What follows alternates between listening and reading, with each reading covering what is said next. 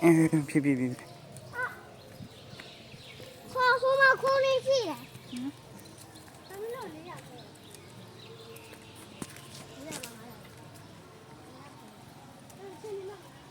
ရှင်နေအများကြီးရှင်နေအများကြီး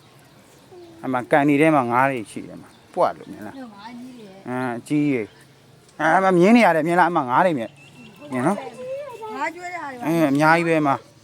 ပြုတ်ကြမယ်နော်ဟေးဟိုကိုရိတ်ကိုတန်း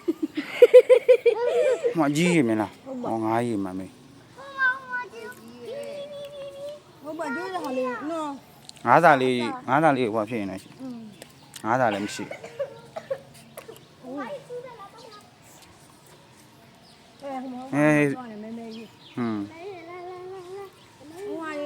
ချောမယ်နော်ပြောတယ်ကလေးရေးနေမှာပဲပြောတယ်ညီဆွတ်ဆန်သွားနေပြောတယ်ကြောင့်လို့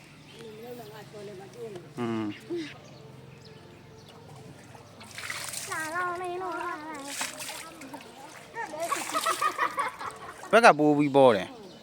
အကြီးကြီးပဲငါးကြီးတွေလက်ကိုကြိုက်ပြမှာ